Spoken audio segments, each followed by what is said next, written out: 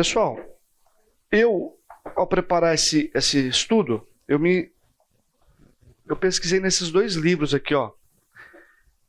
Esse aqui eu tinha até avisado antes, o pessoal postou, pediu para eu postar que livro que eu ia usar, comecei usando esse, tá? A Idade da Oportunidade, do Paul Tripp. Alguém já leu? Começou a ler. Ele é um livro um pouco denso, assim, a linguagem é mais, na minha opinião, foi uma linguagem mais difícil do que esse aqui. Esse aqui é mais prático. Pai inteligente influencia o filho adolescente. Se você não fizer, alguém o fará. Do Jaime Camp. Okay? Excelente material também, tá bom? Então vamos lá. Sempre eu brinquei que se meus filhos dessem 10% do trabalho que eu dei pro meu pai quando eu era adolescente, eu estaria morto. E é verdade. Meu pai, eu não fui fácil, né? Nem meu irmão ajudou meu pai também. Meu pai passou, e minha mãe, né? Passou bons bocados com a gente, né?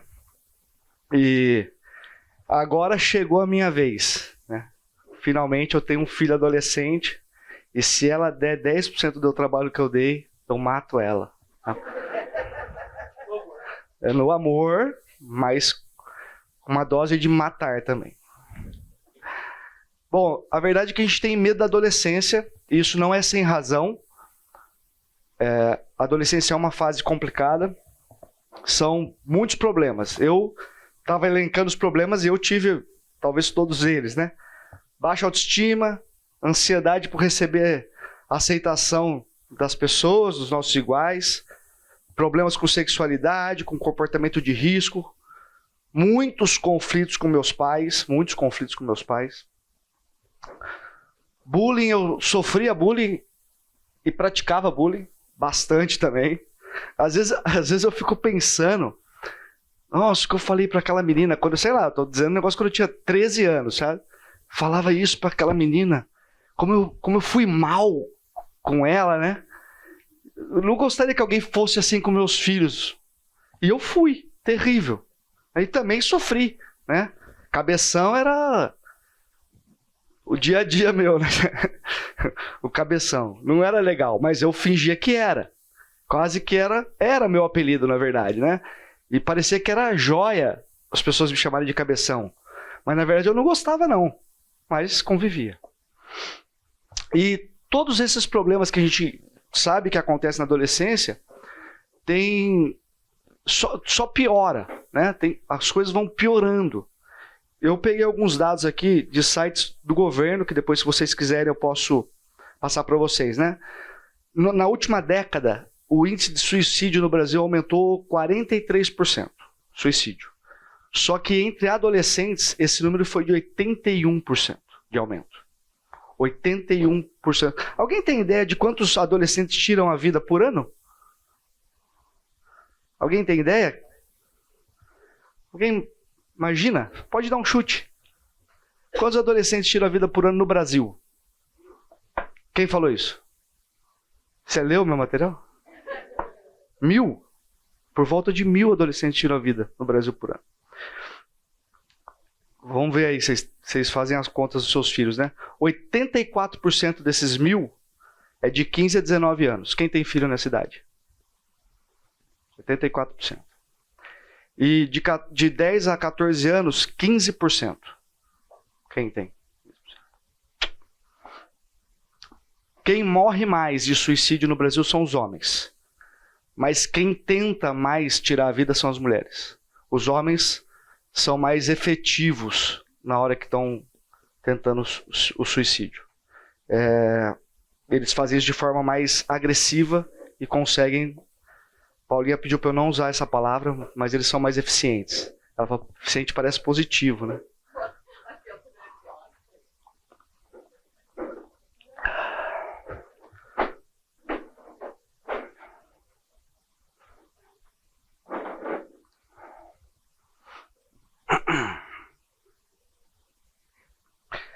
Quem pode ler esse trecho do livro do Paul Tripp, por favor?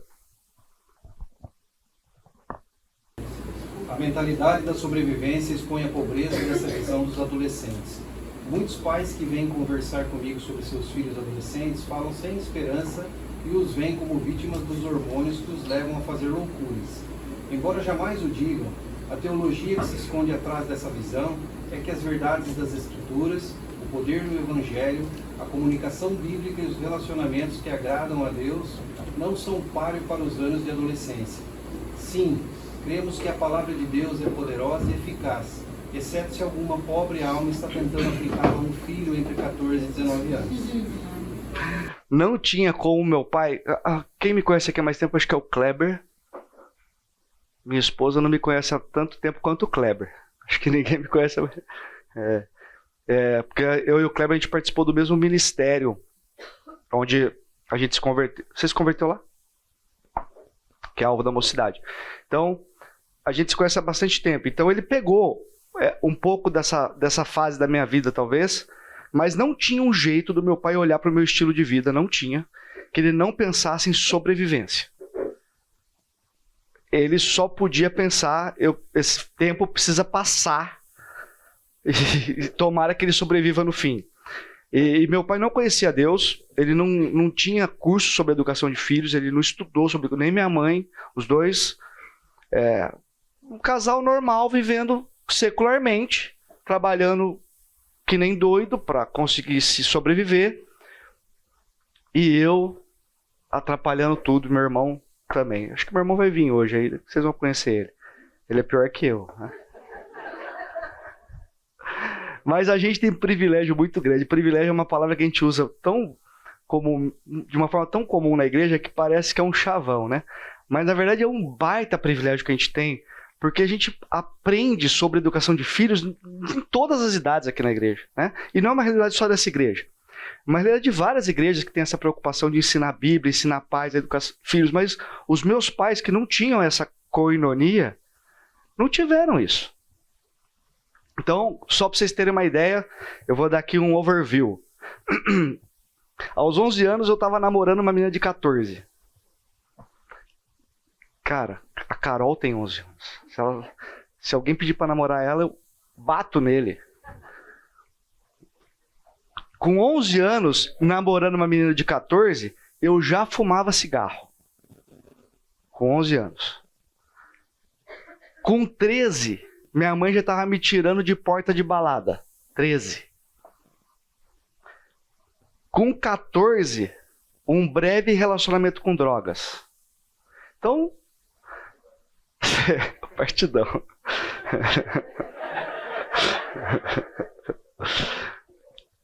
Então a gente pode achar, meu pai... Então você imagina a cabeça do meu pai, certo? E meu pai participou de tudo isso.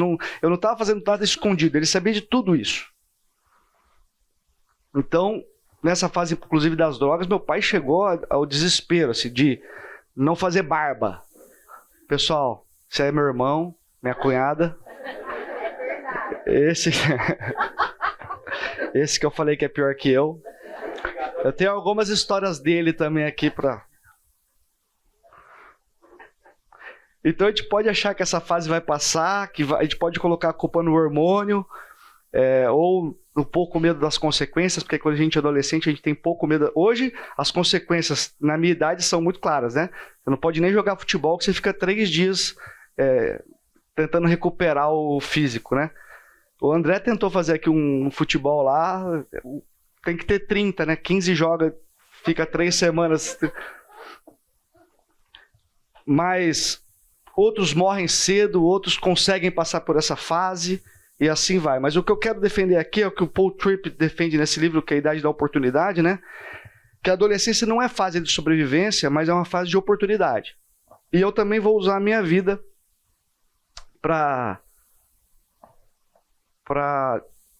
explicar que isso é possível acontecer. Então vou terminar de contar a minha breve história, mostrando que realmente a batalha que a gente trava com os nossos adolescentes não é uma batalha dos hormônios. Claro que existem os hormônios, nós vamos ver isso um pouco mais profundamente, mas é uma batalha sempre do coração, sempre do pecado, sempre de Deus entrando na história. Então eu falei o que aconteceu comigo até os 14. Mas em 96, quando eu tinha 15, aconteceu a virada do jogo. Eu estava cursando pela segunda vez o primeiro ano. Então tem isso também. Era repetente. E eu fui alcançado por um ministério, que é alvo da mocidade que eu já falei para vocês. O meu pai, quando eu voltei desse acampamento, dos primeiros que eu fui, eu não me lembro exatamente qual, eu voltei e fui lavar louça. Meu pai e minha mãe, esse moleque tá indo pro mau caminho. Porque não fazia parte do meu estilo de vida lavar louça em casa, entendeu? E meu pai começou a ficar preocupado, pensou que eu tava andando com o pessoal que tava fazendo lavagem cerebral em mim. Eu comecei a mudar dentro de casa. E ele, preocupado com a minha mudança, procurou um amigo que um irmão tinha ido para o acampamento há décadas antes de mim, que é o Marcelo, para saber se esse negócio que eu estava me envolvendo era perigoso ou não. Olha só. E ele falou, não, fica tranquilo, né? Esse já era um senhor, um cara, sei lá, uns 10 anos mais velho que eu. Falou pro meu pai, não, fica tranquilo, que vai dar tudo certo. É um negócio bom. Meu pai, curioso, foi pro acampamento para entender. Não foi porque ele estava achando alguma coisa de Deus, não. Ele nem tinha ideia do que estava acontecendo exatamente. Mas ele foi pro acampamento para entender. Para ter certeza que não iam fazer eu me explodir aí com um colete de bomba, né? Mas ele chegou lá e ele se converteu. E foi muito interessante para vocês entenderem como pode ser uma idade da oportunidade em vez da idade da sobrevivência, que quando eu estava nesse ministério eu ainda fumava. Difícil explicar para vocês isso, mas lá, naquela época, a questão fumar não era um grande problema, ok? Não vou explicar para vocês isso. Deveria ser, mas não era. Então eu fumava normalmente enquanto participava desse ministério, eu estava entrando também no ministério, mas um dia o meu líder falou assim, agora, depois eu estava há 2 anos lá, meu líder falou, agora você vai dar estudo bíblico para 3 jovens. Vai na casa deles e vai dar estudo para eles. Já conhecia eles. Aí eu falei, cara, como é que eu vou... Gente, quando você dá estudo bíblico para jovem não de igreja, acho que não é o mundo da maioria daqui. Mas quando o jovem não é de igreja, e você também não é, e a mãe do jovem, o pai do jovem não tem ideia do que é igreja, e você começa a abrir a Bíblia na sala da pessoa, e o filho dela presta atenção, e o filho dela começa a mudar de atitude em casa, o cara que dá estudo é um herói. Você ganha presente dos pais, os pais querem que você fique lá. E eu comecei a ficar muito incomodado. Falei, cara, eu vou na casa das pessoas, faço um negócio muito legal. Imagina se essa mãe me vê fumando. Não faz sentido nenhum. Então, uma coisa que para mim era impossível, eu fumava desde os 11, agora eu estou com 17. Então, realmente, eu tinha um vício químico bravo nisso, certo? É difícil largar de fumar. Alguém aqui já fumou e já largou? Nossa. Tá vendo que privilégio que é a igreja? É diferente, né? É muito difícil largar. E eu, com muita facilidade, no dia que eu tratei isso com Deus, sumiu da minha vida isso. Tive 1 ou 2 dias de um pouco de ansiedade, assim, uma coisa estranha, e larguei o cigarro, né?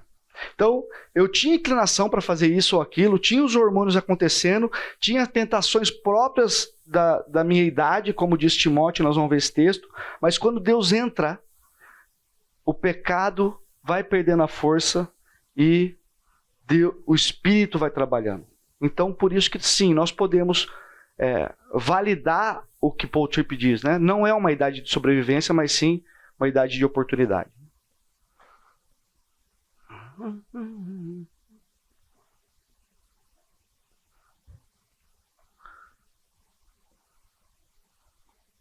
Bom, então vamos para a primeira parte da aula.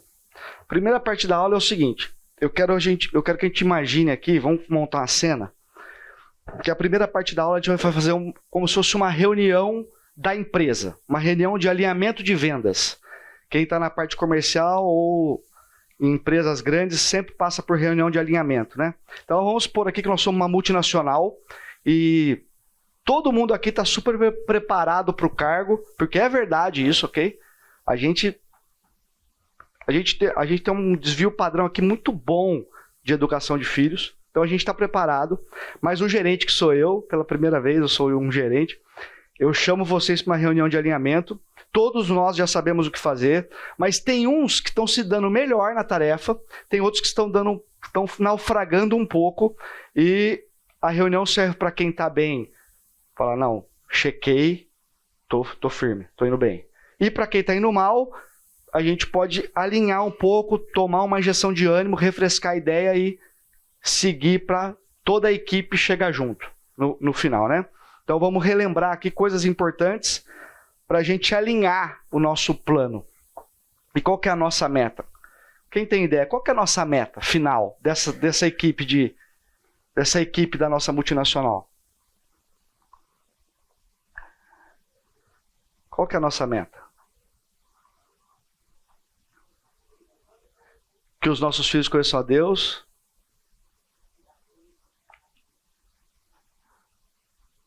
A nossa meta é que nossos filhos conheçam a Deus e nós treinemos ele bravamente para eles serem melhores que nós nessa caminhada, né? Para eles levarem Deus mais a sério ainda que nós. Então, nosso negócio aqui nossa meta é um treino efetivo, né? Então, beleza. Dito isso, a primeira coisa que eu quero afirmar, na verdade, estava aqui, né? Pais devem encarar o estágio. Quem pode ler o texto?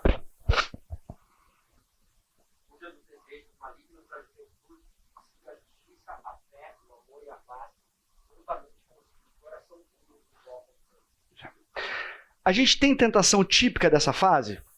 Fuja dos desejos malignos da juventude? A gente tem. Você concorda comigo? A gente tem. Eu tenho certeza que todo mundo aqui sabe que tem, porque se vocês chegaram até aqui e não morreram antes disso, vocês passaram por essas coisas aqui. Ok? Vocês passaram pelas tentações da juventude e cada um resolveu o teu problema de um jeito, né? E Paulo orienta Timóteo a fugir dessas coisas. E no próprio texto que Paulo orienta a Timóteo, ele diz como fugir. Eu não sei se você percebeu, mas ele diz, fuja dos desejos malignos da juventude e siga a justiça. Como você faz para fugir dos desejos malignos da juventude? Seguindo a justiça, que é exatamente andar de acordo com as leis e ordenanças de Deus. Então, o jovem, para fugir disso, tem que conhecer as ordenanças e a lei de Deus. Também o jovem tem que ter fé. É imprescindível que o jovem ande com Jesus, tenha fé em Jesus, senão não vai ter como ele escapar disso, desses desejos malignos. E qual que é a outra coisa que tem que ter? Você tem que me ajudar, pessoal. Amor e paz. O que é? Onde tem amor e paz no mesmo texto? Quem lembra? Fruto do Espírito. Esse jovem que anda cheio do Espírito. E por fim, qual que é a quarta coisa que esse jovem tem que ter para conseguir fugir dos desejos malignos da juventude? Quem falou? Saiu daqui, Foi aqui? Comunhão. Que é o que acabou de acontecer ali, que a gente escutou. Foi muito bom o culto agora de ceia, né? Eu achei excelente. Koinonia. Comunhão.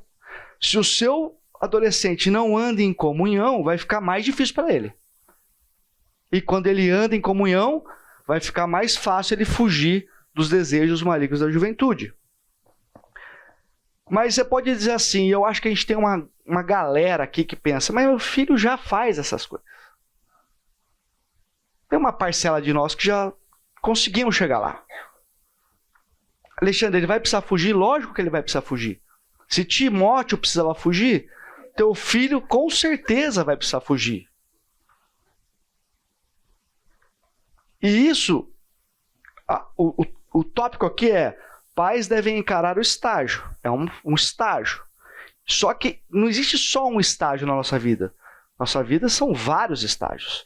Se você, que já é crescido, você já anda em comunhão, você está aqui, você é um cara preocupado, você tenta andar em justiça, cumprindo as ordenanças de Deus, você já anda, você faz essas coisas. E você tem que parar de mentir, se esforçar para não mentir. Você tem que se controlar para não comer mais do que deveria, porque você é um glutão. Se você tem que fugir das coisas típicas do seu estágio, por que não o seu filho? Cada um vive um estágio. Seu filho está passando por um estágio, ele pode sair ileso disso. E o seu papel é orientar ele nesse percurso. Então eu queria saber aqui se alguém tem alguma história de você ter pego o teu filho num determinado trajeto nesse percurso e ter orientado ele na mudança. Alguém tem alguma história para compartilhar com a gente?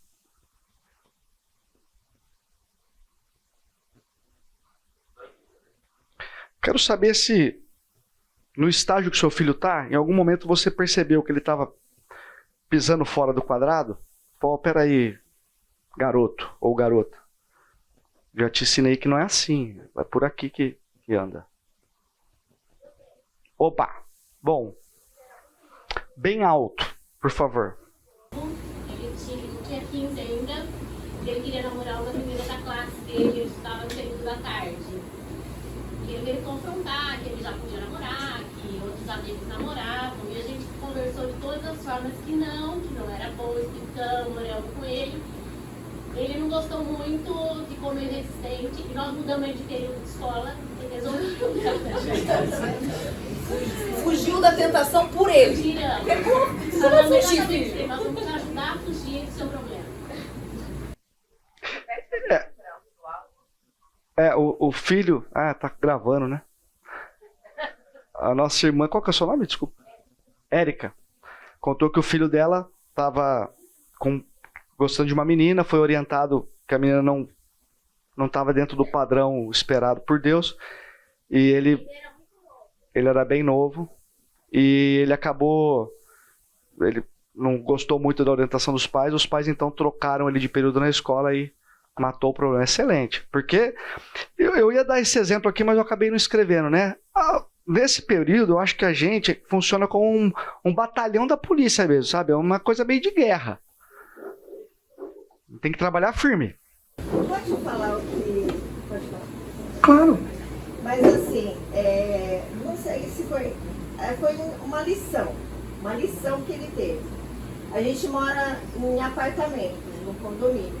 Ele não pode andar de bicicleta dentro do condomínio.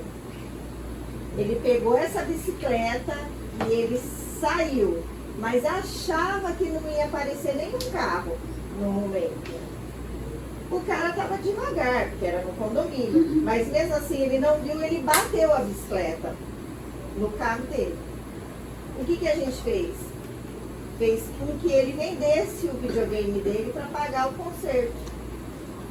Aí o meu marido foi lá, deu dinheiro para ele, e aí ele consertou e pronto. Cara, é muito isso na minha opinião, tá? Eu sei que opiniões aqui são muito complicadas. Muita gente tem opinião diferente aqui sobre coisas que não são essencialmente bíblicas. Na verdade, ele foi não foi uma vez só. Isso que a senhora fez, para mim, na minha opinião, é fantástico, porque ele que teve que arcar com as consequências do erro dele. E isso a gente tem feito pouco.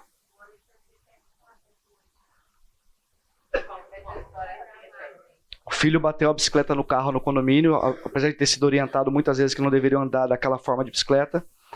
E ele teve que vender o videogame para pagar o conserto do carro. Vamos seguir. Bom, o segundo tópico aqui da nossa reunião de alinhamento é biologia versus coração. Quem pode ler o texto? Trocaram a verdade de Deus pela mentira e adoraram e serviram a coisas e seres criados, em lugar do Criador, que é bendito para sempre. Amém. Legal. Então, essa batalha, que é essa batalha do coração que a gente está dizendo aqui, Paulo, quando escreve aos Romanos, captura bem a ideia. E qual que é a tendência do pecador? Trocar o serviço de adoração a Deus pelo serviço de adoração à criatura. Todos nós, ok? Não é só seu filho. Mas onde que aparece isso na vida do adolescente? Onde que é comum você enxergar? Por exemplo, você ensinou ele as convicções, você orientou, o menino foi criado, a menina, desde pequeno na igreja, você fez tudo certinho, você não faltou no culto, você voltou antes da viagem do final de semana, para pelo menos ele no culto da noite. Você fez o que você tinha que fazer. Mas ele está lá na escola, ele troca as convicções que você ensinou com tanto esmero pela aprovação dos amigos. Troca o serviço de adoração a Deus pelo serviço de adoração à criatura. Mas isso também tem na nossa vida? Tem. Que tragédia, né? Tem alguns, os corajosos, né, fazendo assim com a cabeça, eu posso ver, o pessoal não tem essa visão tão boa, né? Mas a gente pode, por exemplo, negligenciar a família, colocar o nosso trabalho num patamar em que sucesso profissional, adoração à criatura, se torna mais importante que a adoração ao Criador. Você gasta muito mais tempo cuidando das suas planilhas do trabalho do que olhando a vida do seu filho que está acontecendo. Eu quero fazer um parênteses aqui para dizer o seguinte. Quando a gente troca essa adoração, nós somos tentados a achar identidade, propósito para a nossa vida, não no Criador, mas nas coisas. Muitas e muitas vezes, em aconselhamento bíblico. Quem aqui é do aconselhamento bíblico? Então, se eu estiver mentindo, vocês podem me corrigir online aqui, ó, na frente das câmeras, né? O serviço do conselheiro, muitas vezes, é direcionar o aconselhado a entender que a identidade dele está guardada em Cristo. É verdade ou mentira? Isso. Falta um senso de identidade em Cristo para a pessoa que está sofrendo. O pessoal do aconselhamento não concordou comigo aqui, ninguém balançou a cabeça. Minha esposa, que é do aconselhamento, concordou, então tá bom. Se ela concordou, é verdade, né? O seu filho tem que ter essa noção que a identidade dele está em Cristo. Ele tem que saber o valor por qual ele foi comprado. Ele tem que saber o amor que Deus tem por ele. A importância que o Criador dá para ele. Se a gente ajudar nosso filho a ter essa identidade firme em Deus, você vai livrar ele de muitos problemas. De problemas que são muito comuns para todos nós.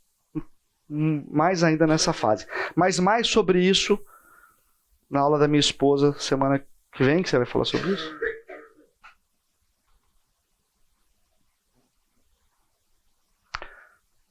Terceiro item.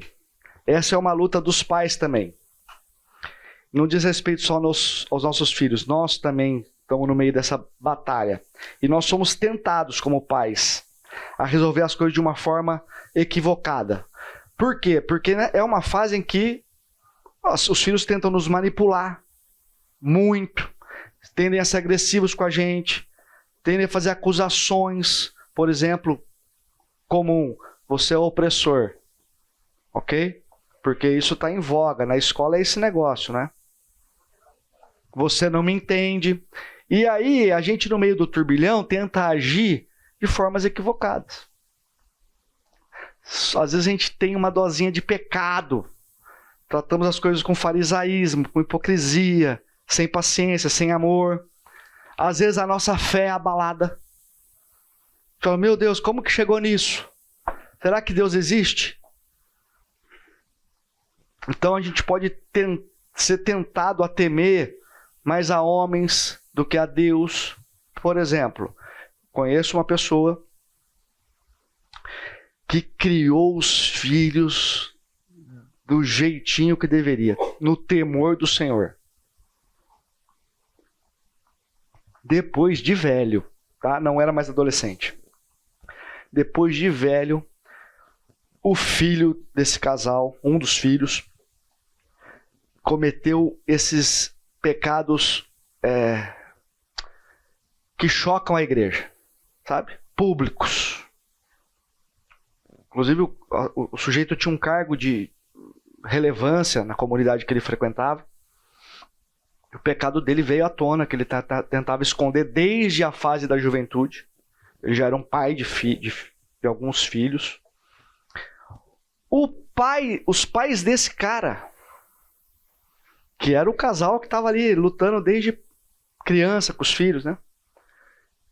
Pararam de ir à igreja. Vergonha. Então, o que aconteceu? Fazendo aqui um julgamento, né? Temeram mais aos homens do que a Deus. E pode ser o nosso caso também. Oh, eu estou aqui, todo mundo me conhece, meu filho está fazendo isso. Se meu pai estivesse aqui quando eu era adolescente, ele talvez pensasse assim, né? Nossa, que vergonha. Então é uma luta do seu coração também. Vou fazer mais uma pergunta aqui. Alguém já perdeu a cabeça? Tratou o filho com uma dose de pecado? Tá, vamos pular essa pergunta que nós não temos esse tempo todo, não.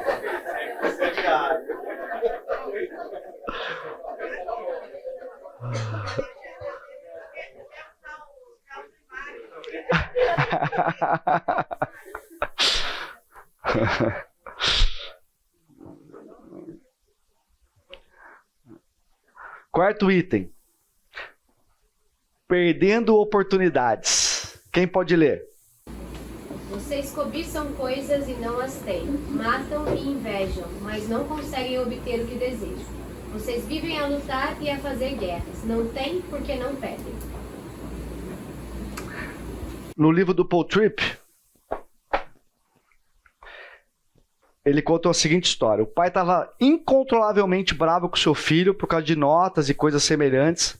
O motivo que o pai estava muito bravo, incontrolável, quando foi se aconselhar com o Paul Tripp, era que o filho havia privado ele de coisas que ele valorizava. Tipo, sua reputação como um bom pai cristão, um respeito que o pai achava que o filho deveria ter por ele, e uma comodidade que ele esperava ter em relação ao filho na idade de adolescência. Ele estava tomado de ira e, como diz Tiago, cobiçando as coisas e não as obtendo. Ele não tinha noção dessa ideia que a adolescência é a idade da oportunidade. Quem pode abrir aí? Mateus 14, 28 a 31.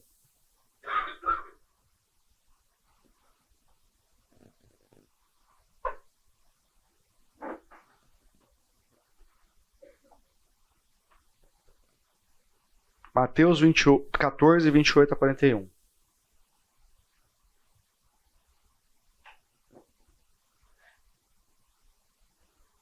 Pode ler, bem alto, por favor. Mas Pedro lhe disse: se é você mesmo, Senhor, mande que eu ande em cima da água até onde você está. E Jesus lhe disse: pode vir. E Pedro, saindo do barco, andou em cima da água em direção a Jesus. Porém, ao sentir um forte vento, Pedro teve medo e começou a afundar e gritou: salva-me, Senhor! E Jesus imediatamente estendeu a sua mão e, segurando, lhe disse: como a sua fé é pequena, por que é que você duvidou? E ao entrarem ambos no barco, o vento parou de soprar. Os que estavam no barco adoraram e disseram: realmente o Senhor é o Filho de Deus. Tá bom. Eu quero que você pense que esse Pedro andando até Jesus é você, e os problemas que seu filho traz são as ondas. Se você manter o olho fito no mestre, você vai conseguir passar por esse turbilhão, porque essa é uma idade de oportunidade. cada dificuldade, que vão ser muitas, pode ser uma oportunidade. Só que isso pode custar para você. O que pode custar? O que pode custar? Tempo. Tempo foi a primeira coisa que eu escrevi aqui. Cara, você tem que ter tempo. Sem tempo, ele vai estar na própria sorte.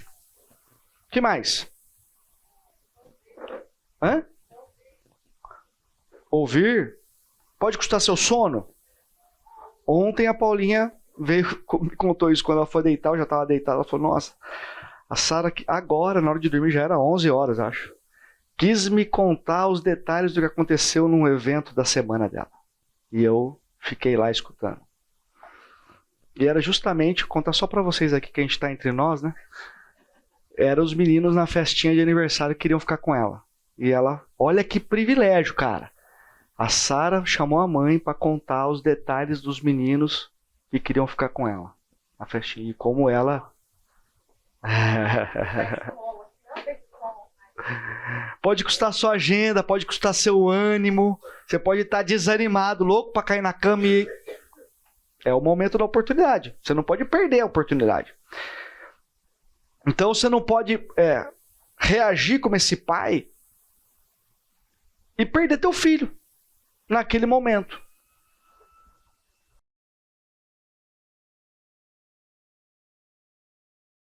O quinto ponto é o seguinte: nós temos que olhar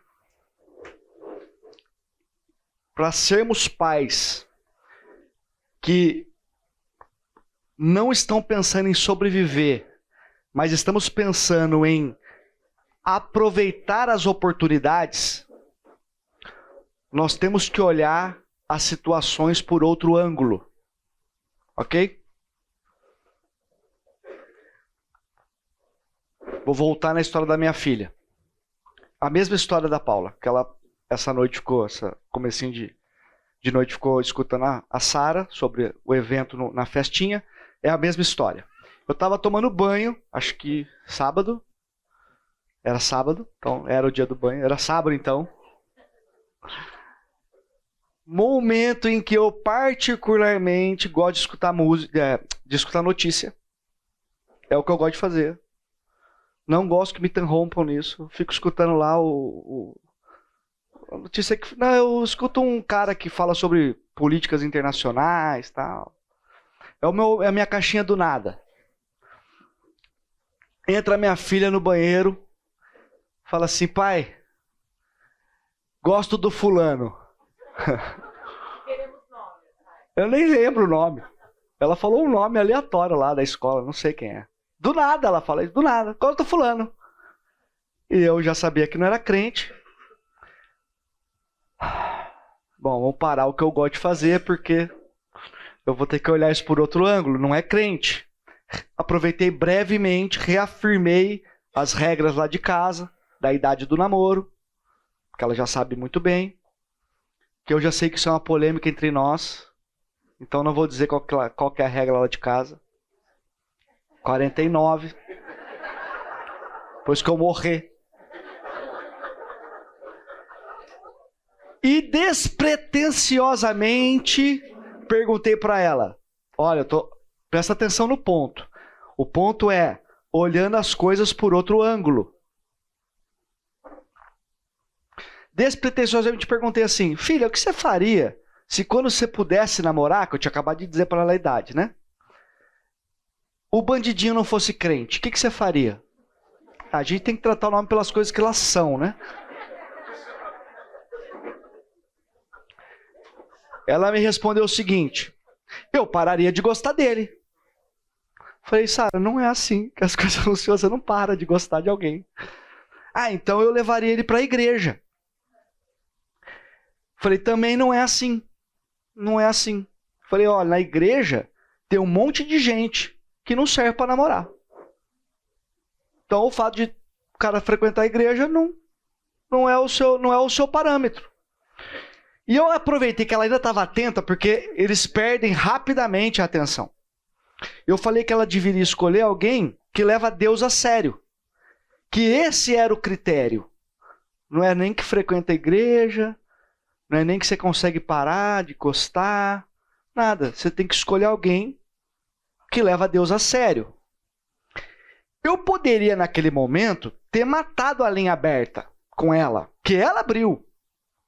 Podia dizer, não, descrente, se ele entrar por uma porta, eu saio pela outra. Mas eu aproveitei o momento, olhei por outro ângulo, passei verdades de Deus sem jogar os sentimentos dela fora. Porque quando a gente faz isso, a gente joga o sentimento dela. Você foi palma que você bateu pra mim? Não.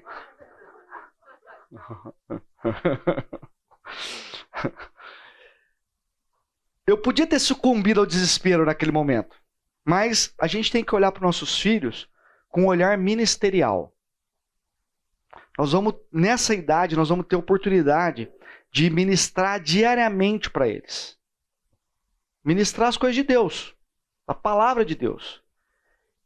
Até ontem, eles não tinham capacidade de compreender profundamente essas coisas, mas nessa idade eles têm. Então, pessoal, para acabar a nossa reunião, nós temos que ter um senso de missão. É difícil, porque é muito sentimento envolvido. Quando você está em missão com alguém lá de fora, fácil. O sujeito faz besteira, você, vamos aí retomar, papapá. Mas com o nosso filho é diferente. Tá? Eu tenho um conhecido, que esse cara da igreja, não dessa, de outra igreja, de outra denominação, inclusive. Ele cresceu na igreja, os filhos do casal cresceu na igreja. E a menina, toda certinha, quando entrou na adolescência, pirou o cabeção. Totalmente. Totalmente. Com tudo. Homossexualidade, droga, namoro, um homem como bagunça, depressão e suicídio. Tentativa. E esse cara, ele olhou por um outro ângulo que eu não acredito, porque a igreja dele é aquelas igrejas mais conservadoras, sabe? Paletó, gravata, as coisas são tudo bem. Esse cara fez um negócio que foi impressionante. A mulher dele não conseguiu fazer isso. Ela negou os fatos. Ele tirou a capa. Ou melhor, ele pôs a capa, que ele foi um herói. Ele abandonou o emprego, ele não pediu as contas não, mas ele explicou no emprego a situação que ele estava passando, e esse cara agiu com missão com a filha. Ele ficava de madrugada de mão dada com ela em situações complicadas, ele saía 2 da manhã para buscar ela derrubada na rua, ele ficava internado com ela quando ela tentava isso ou aquilo, e eu cruzei com ele essa semana, e ele falou, eu falei, como é que ela tá? Ele falou, cara, passou. Foram anos. Passou. Hoje ela tá namorando, tem emprego. Papapá.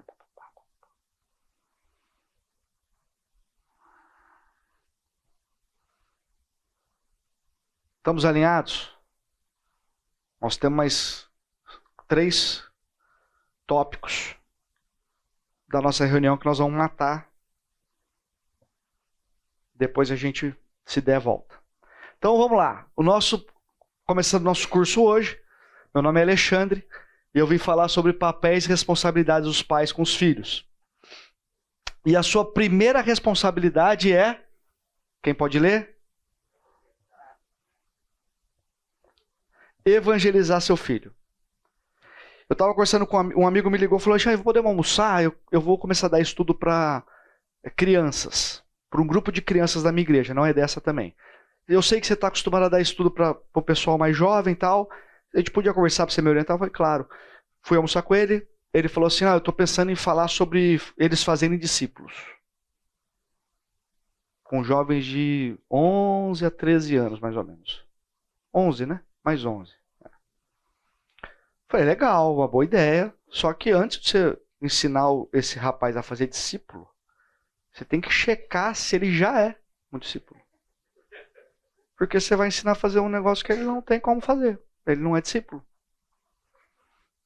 E não são poucas as pessoas que me procuram testemunhando sua conversão e eu faço 1 ou 2 perguntas e a pessoa trava.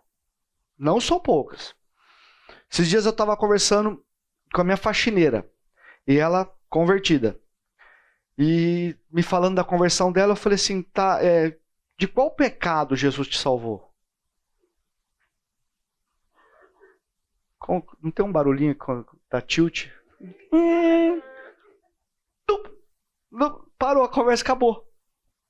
De qual pecado Jesus te salvou? Não sei. Em outro episódio, eu estava conversando com um funcionário e ele veio me falar sobre a conversão dele. Agora ele falou, agora eu sou convertido. Eu falei, poxa, que legal. Eu falei, por que você se considera convertido? Ele falou assim, porque agora eu faço coisas melhores do que eu fazia antes. Eu estou contando só a primeira história, tá? Todas as histórias aqui, depois eu continuei a conversa. E levei a pessoa a compreender por que ela era convertida. Eu levei não, né? Eu falei e o Espírito trabalhou. Um dia eu estava num outro trabalho, tinha um sujeito sentado num cantinho assim, triste. Ele ia casar com uma moça testemunha de Jeová. Estava perto do casamento já, e ele falou, cara, estou muito preocupado. Queria que a minha esposa, a minha noiva, né, saísse da testemunha de Jeová e viesse para a minha igreja. Eu falei, você está com essa preocupação? Eu falei, cara, nossa, ele estava assim, arrasado, ia casar assim, em dias, né? Eu falei, mas por que você quer tanto que ela vá para a sua igreja? Testemunho de Jeová tem muito problema. Você já falou de Jesus para ela? Porque isso, ela estar ou não no testemunho de Jeová, antes da conversão, é irrelevante.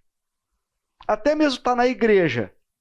Se ela saísse de uma igreja, fosse para outra igreja, mas não andasse com Jesus, é irrelevante. Não vai mudar nada no plano eterno. Pode mudar para o coração dele lá.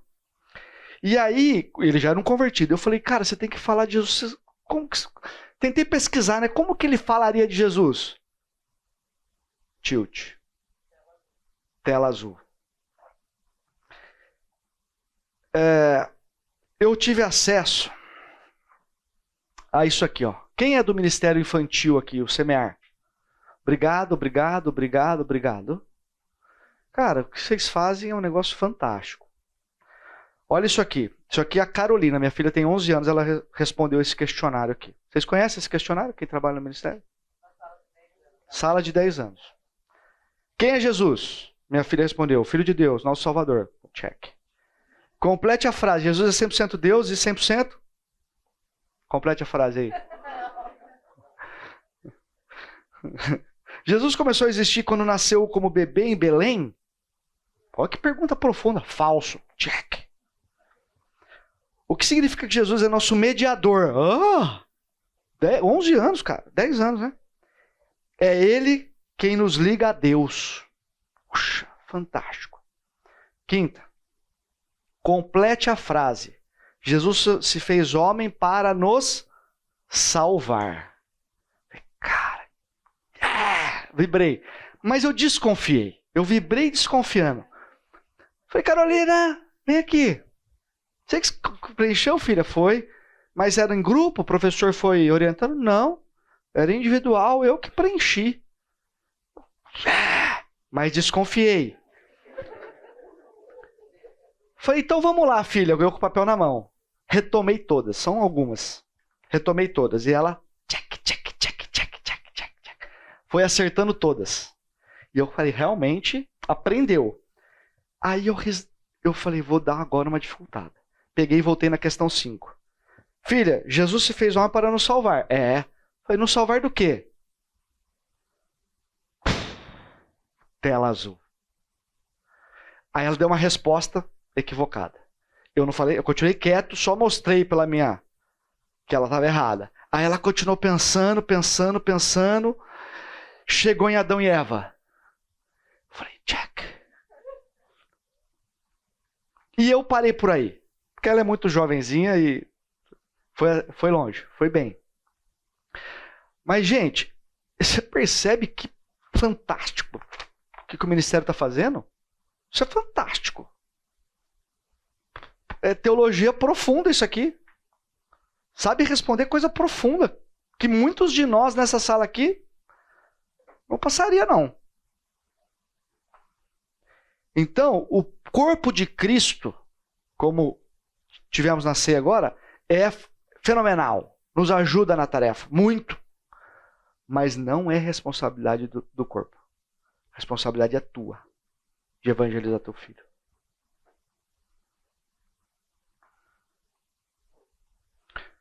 Bom, então nós temos que falar sobre essa responsabilidade. A gente tem que dizer para os nossos filhos sobre a salvação. Mas antes da gente dizer aos nossos filhos sobre salvação, a gente precisa ser capaz disso. Nós temos que mostrar para eles toda a história da redenção. Só que essa história você só consegue passar para ele se na sua mente toda a história da redenção estiver clara. Porque senão você não vai ter o que falar para ele. Você precisa falar da queda, do pecado, do plano redentor, da morte, da ressurreição. Essas coisas têm que estar vivas. Quem pode ler? O embaixador deve comunicar com eficiência uma mensagem. Se ele não está seguro a respeito dessa mensagem, não será nunca um embaixador eficiente. Muitos crentes são embaixadores ineficientes, porque não têm certeza quanto ao conteúdo de sua mensagem e são incapazes de comunicá-la de maneira compreensível aos outros. Para muitos, compreender o Evangelho é como compreender um problema de matemática. Ouvem a explanação do problema na aula e entendem-o claramente, à medida que vai sendo exposto pelo professor. Mas quando um amigo que faltou à aula pede que lhe o expliquem, são incapazes de expô-lo em termos que sejam bastante claros à compreensão dele. Muitos que têm crido e compreendido o Evangelho para si próprios são incapazes de expô-lo com suficiência clareza a outra pessoa, para que esta igualmente o entenda e tenha experiência do mesmo Senhor. Tirei desse livro aqui, ó. Muito bom. Como compartilhar sua fé. Aliás, cadê? Qual é o seu nome mesmo? Carla. Ela pediu para que, se vocês tiverem esses livros e não estiverem mais usando, doem para a biblioteca, para outros pais terem acesso. Eu não vou dar o meu, tá? Só fiz para campanha para os outros. Quando eu me converti, com 15 anos, eu fiquei muito empolgado. Muito empolgado. Eu voltei para minha escola, eu queria que todo mundo tivesse a experiência que eu tive. Eu saí falando para todo mundo da experiência que eu tive. E quando as pessoas então perguntavam de fato qual que era a experiência, eu não sabia. Aí eu falava assim, eu não sei te falar o que aconteceu comigo, mas eu conheço um cara que sabe. Aí eu pegava a pessoa e levava na casa do Chininha, que era o meu pastor. Não chamava pastor, mas era o missionário que andava comigo. Então, às vezes a nossa situação é essa. Você sabe o que aconteceu com você, mas você não tem competência, conhecimento, clareza para explicar para o teu filho. E a gente não vai fazer isso hoje. Se você precisar de ajuda nisso, pode me procurar no particular e eu tento te ajudar.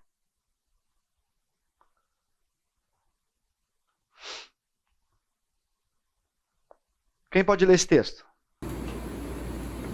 Porque Deus tanto amou o mundo que deu o seu Filho unigênito para que todo que nele crê não pereça, mas tenha vida eterna. Pois Deus enviou o seu Filho ao mundo não para condenar o mundo, mas para que este fosse salvo por meio dele. Quem nele crê não é condenado, mas quem não crê já está condenado, por não crer no nome do Filho unigênito de Deus. Então vamos estabelecer um negócio aqui. Talvez seja o caso da maioria de nós. Talvez. Tem uma coisa que já está acontecendo nesse momento com o seu filho. Pode ser que alguns não. O seu filho não precisa fazer nada. Não precisa fazer absolutamente nada para estar condenado. O seu filho já está condenado. Por que ele já está condenado?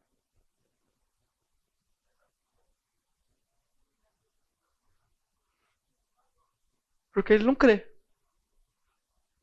Ele não precisa ir em algum lugar para estar condenado. Ele não precisa fazer alguma coisa para ele estar condenado. Ele nasceu na situação de condenado. E se ele não crer em Jesus como Salvador da vida dele, não precisa fazer nada. Já está caminhando a passos largos para uma vida eternamente afastada da presença de Deus. Não tem nada que ele precisa fazer para chegar nisso. Ele já é isso. Então a gente pode dividir o nosso grupo aqui em 2 times. O primeiro time é o do filho que já faz tudo certinho, não causa problema, vai bem na escola, é um exemplo. Você vê aqui na aula só para gabaritar, sabe? Eu vou lá gabaritar. Check. Ele vai falar, vai check, check, check, check. Você está aqui para aprimorar mais, só para checar se você está andando no trilho. E talvez esse seja o ponto principal para você. Porque seu filho pode ser muito bom, só que sem Cristo ele está condenado. A salvação dele não depende de você, mas apresentar o plano de Deus para ele depende de você, é a sua principal responsabilidade. Então, se ele é joia, mas não anda com Jesus. Agora tem o outro time. Veio aqui porque está desesperado.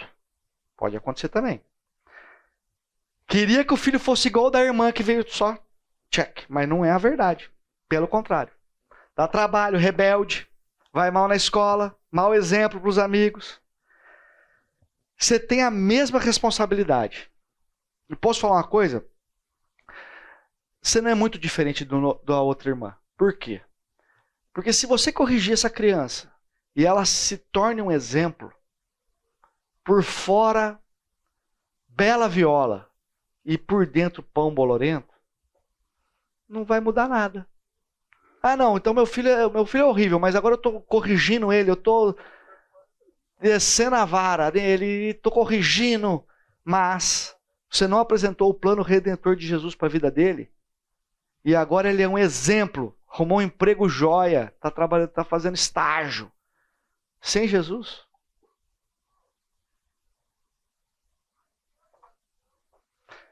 Tem um conhecido, crente de décadas, conversando com outro conhecido meu, se gabando que o filho tinha arrumado um baita emprego, e era um baita emprego. Se gabando. E todo mundo se conhecia bem ali, ok? Familiares, conheciam bem. E o sujeito, meu filho, diretor, papapá. Só que o filho dele não anda com Jesus. Um maconheiro de primeira. Aí o parente falou assim, pena que ele está indo para o inferno, né, fulano? Família, gente.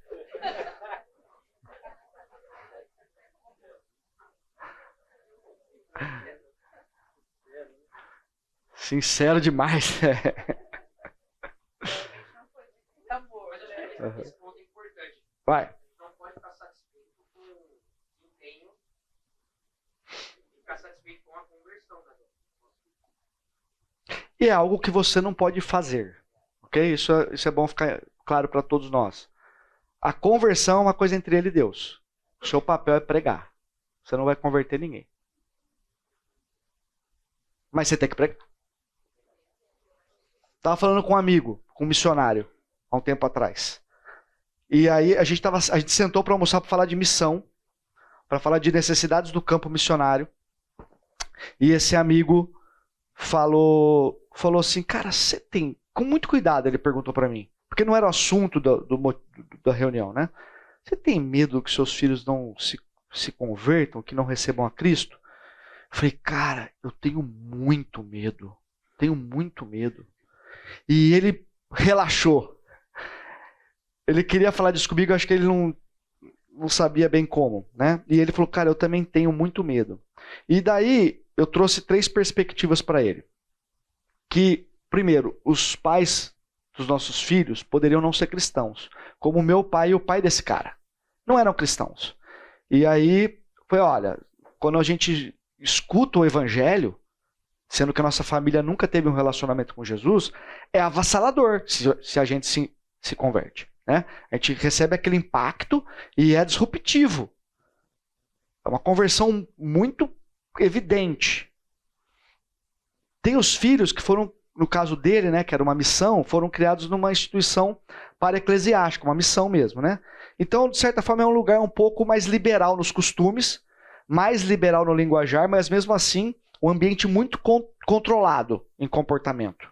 Então os filhos dele escutou de Jesus num ambiente bem controlado, um pouco mais light que nós.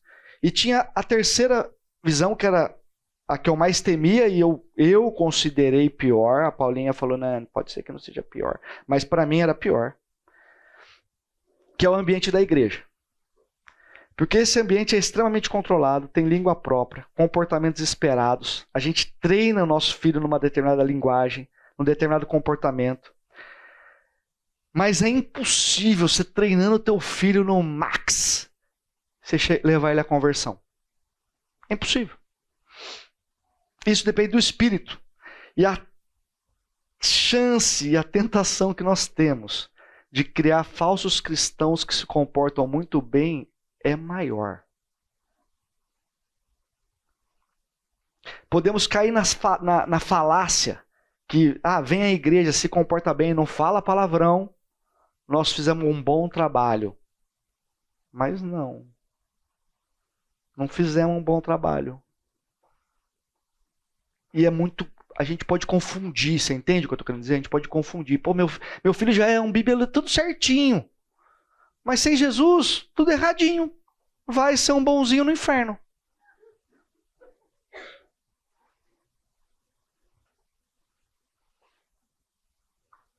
Alguém já ouviu essa frase? Prega o evangelho todo o tempo, se necessário, use palavras. Eu escutei um pastor falando isso uma vez. E eu discordei bastante na ocasião. Quem pode ler Romanos 10, 17?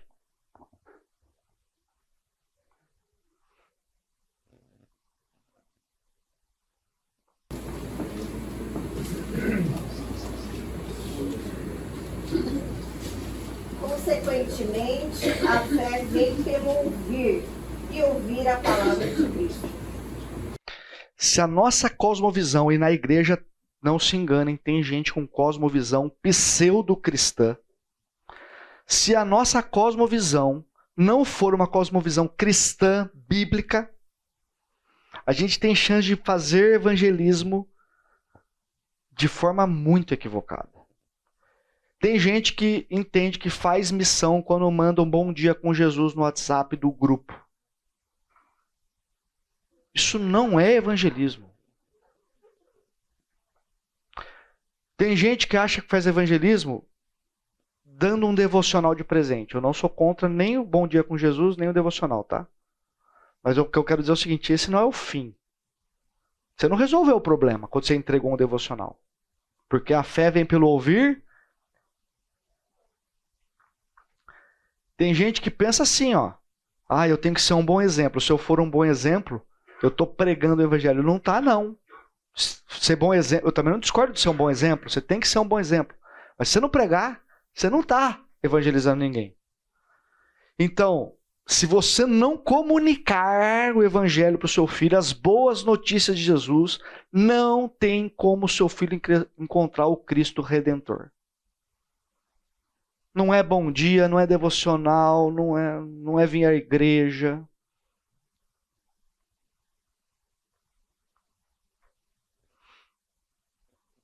Quem pode ler Romanos 10, 13?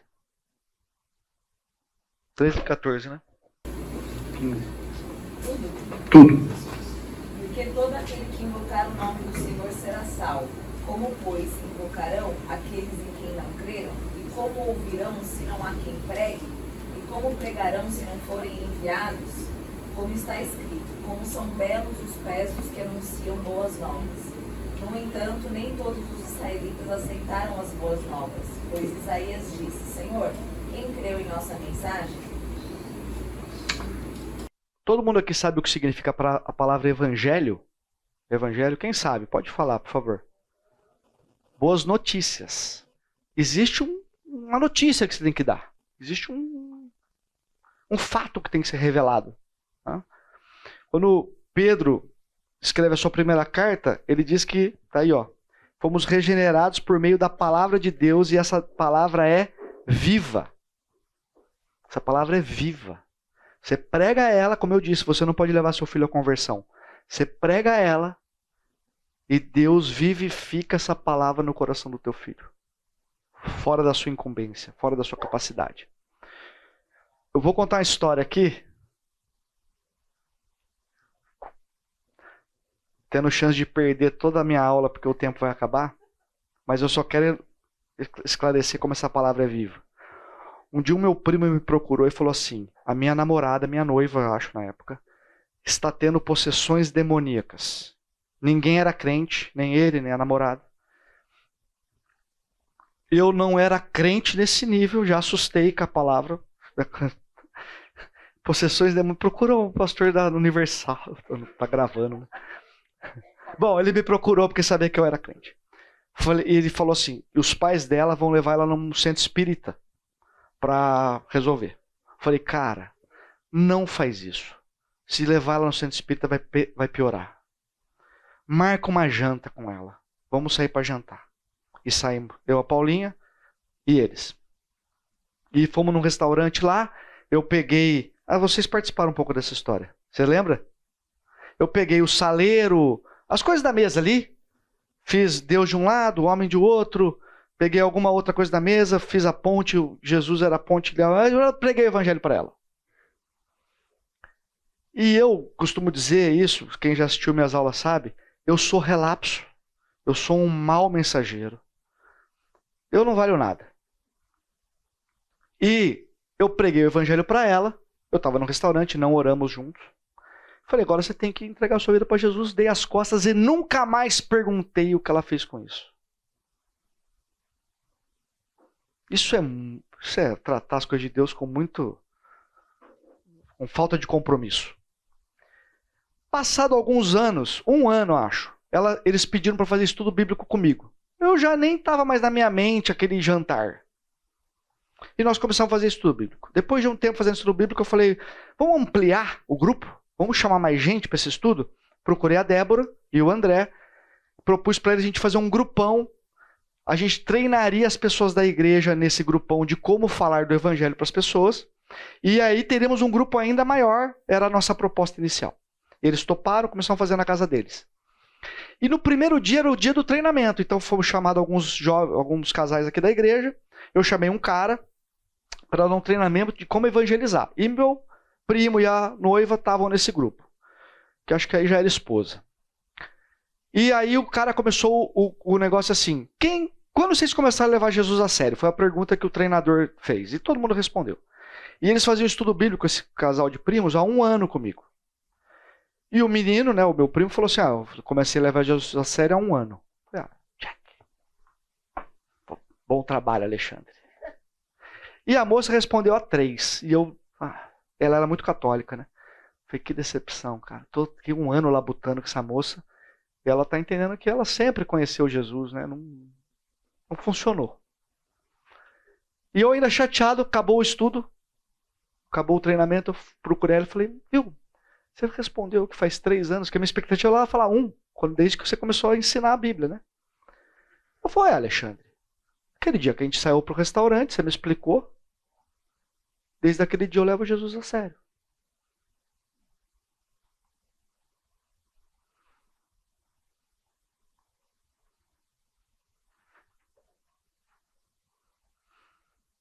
Beleza, galera?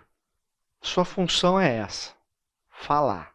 Se você tem dificuldade, fala: Alexandre, realmente não é meu forte. Eu vou deixar até meu telefone aqui. E daí vocês podem me chamar.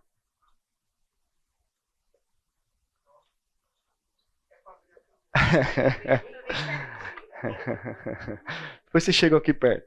Aí você pode me chamar e a gente tenta esclarecer melhor. Segundo ponto.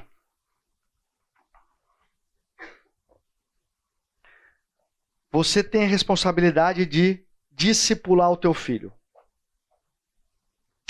Aqui que é a coisa que o caldo entorna. Esse é desse livro aqui, ó. Quem pode ler? Se não assumirmos a responsabilidade de ensinar nossos filhos por meio de nosso próprio exemplo, valores e comportamentos adequados, isso poderá causar sérios problemas comportamentais, sociais e psicológicos. Dificilmente você vai influenciar seu filho, que está lá na sua casa, gastando todo o seu tempo no trabalho. Eu não estou dizendo que você não tem que trabalhar, que não tem que trabalhar muito, mas você não pode usar todo o seu tempo no trabalho. O discipulado é um treinamento. E o discípulo é aquele que segue alguém para ser treinado. E a primeira pergunta é: para você treinar alguém, você tem que ter o que ensinar. 1 Coríntios 11:1. Torne-se meus imitadores, como eu sou de Cristo. Então a primeira luta, a primeira responsabilidade de discipular seu filho é aprimorar o seu caminhar com Deus, o meu caminhar com Deus.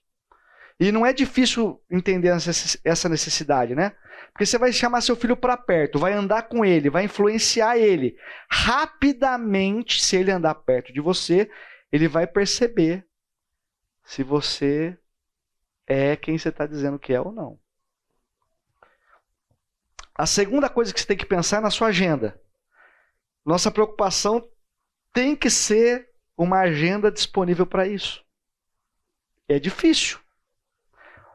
Nesse livro ele traz um estudo entre 1.000 empresários dos Estados Unidos, que, excluindo comer e dormir, esses caras passavam 6 minutos por dia com seus filhos.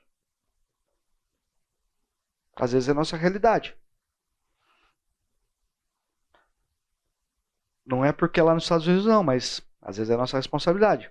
A gente tem que organizar a nossa agenda, a gente tem que desejar passar esse tempo, a gente tem que planejar esse tempo, a gente tem que cultivar, a gente tem que curtir esse tempo.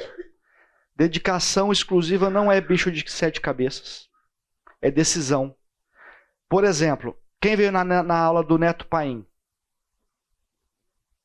Cara, quem não veio perdeu muito. Perdeu muito. Pode assistir na internet. Sabe o que eu fiz naquela aula? Deletei meu Instagram e meu Facebook. Depois daquela aula. Sabe o que mudou na minha vida? Nada. Descobri que não serve pra nada. Tirei do meu celular. Sabe o que está acontecendo em casa? No tempo que eu usava para relaxar, que essa é a nossa desculpa, né? O feed às 6h30, 7 horas. Não, eu estou relaxando um pouco, eu mereço. Não, você não merece. Seus filhos estão pagando esse preço. Semana passada, eu gastei um bom tempo escutando as últimas lições de bateria do Thomas. A gente tem uma bateria eletrônica em casa, né? Filho, vamos lá. Era o horário que eu ficava no feed. Quero ver o que você aprendeu essa semana. Ele ficou super orgulhoso que eu estava vendo o que ele tinha aprendido. E depois eu tive uma aula de maquiagem com a Carol. Ela ganhou várias coisas da prima. Ela abriu todas e foi me mostrando item a item. Isso aqui é para isso aqui é para aquilo. Era quando eu estava relaxando, mesmo horário. Então, quem me chamou? Logo no primeiro capítulo do Ensinando o Coração da Criança, Pastoreando o Coração da Criança, o Ted Tripp fala que hoje a gente tem o advento do argumento de que o tempo de qualidade com nossos filhos é importante. Mas ele fala que nada substitui a quantidade de tempo com nossos filhos. Escrevi aqui, ó, a conclusão desse slide era: a atividade de discipular seu filho dedicando tempo é intransferível. Ninguém vai discipular ele por você. Bom, eu troquei 20 minutos da minha vida naquele dia, aproximadamente, eu não contei. Eu troquei Mark Zuckerberg por Caroline Thomas. Fantástico. Fantástico. Não doeu nada. Uma decisão.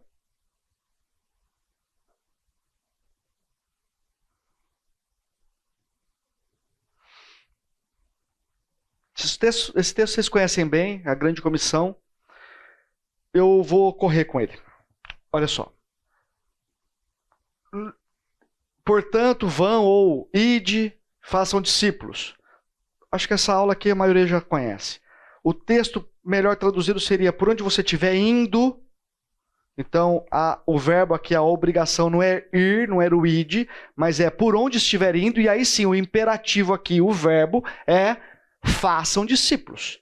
Então, Jesus deu uma ordem para nós que por onde a gente estiver indo, a gente deve fazer discípulos.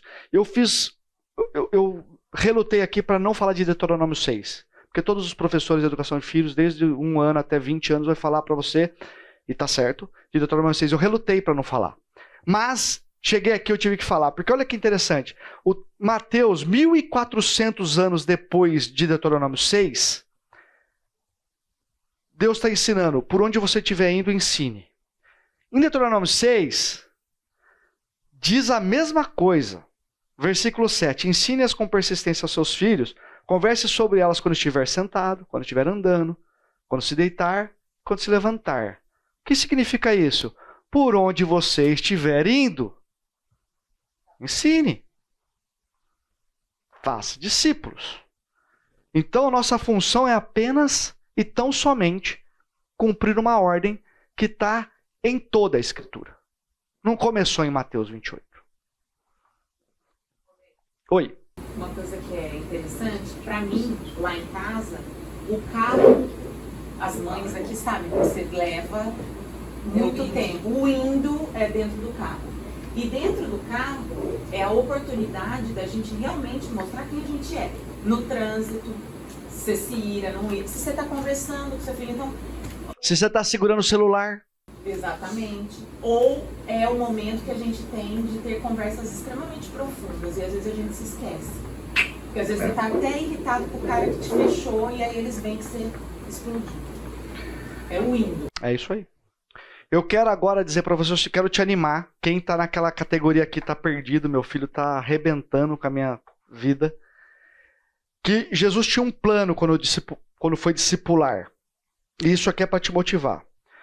Se você pensa que seu filho veio com defeito de fábrica, quando Jesus escolheu os caras que ele ia andar, os 12, ele escolheu um cara que disse que nunca ia negar e impulsivo. Ele escolheu pessoas violentas. Tá aí no texto, nós vamos ler. Arrancou a orelha do rapaz com faca.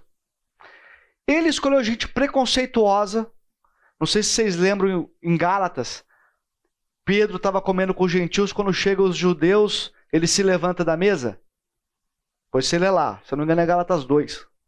Gálatas 2. Nenhum fariseu foi chamado. O fariseu... Nossa, eu vou chocar agora. É mais ou menos igual ao seu filho. Ele fala direitinho, tá tudo certinho. Ele não fala palavrão.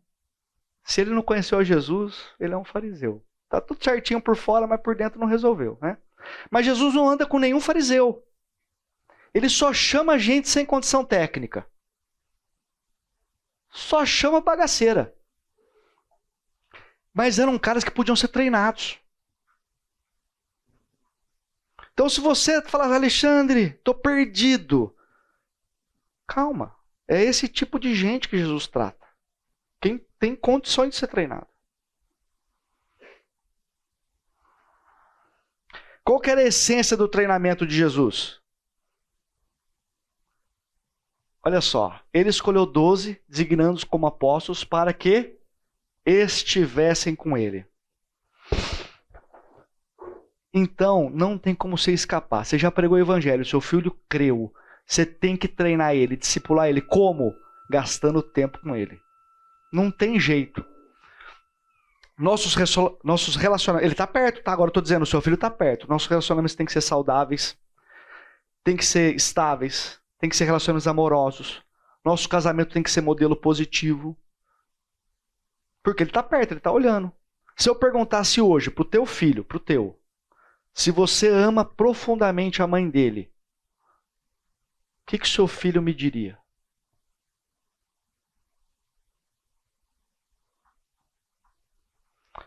Vou te dar uma pesquisa feita aqui na igreja, 2012 com os pré-as. A pergunta era o seguinte: você gostaria que seus pais falassem mais sobre casamento e sexualidade com você? Foi perguntado para um pré-A.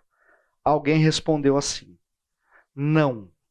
Porque não tenho o casamento dos meus pais como referência para a minha vida. Gente, não deu. Tinha muito mais material, mas vou disponibilizar isso aí e vocês terminam. Desculpa. Vamos orar? Senhor Deus, que privilégio o Senhor nos dá, Pai, de andar com os nossos filhos. Senhor, nos ajuda nessa tarefa, Pai, porque é uma coisa que é do seu espírito, Pai. Nos ajuda a alcançar, a falar, a comunicar o coração deles de forma que eles compreendam e que o teu espírito, Pai, os alcance e os leve para perto de Jesus, Senhor. E nos ajuda, Pai, como pais tão falhos que somos, a andarmos com o Senhor para a gente poder discipular os nossos filhos no temor do Senhor, Pai. É em nome de Jesus que nós oramos. Amém.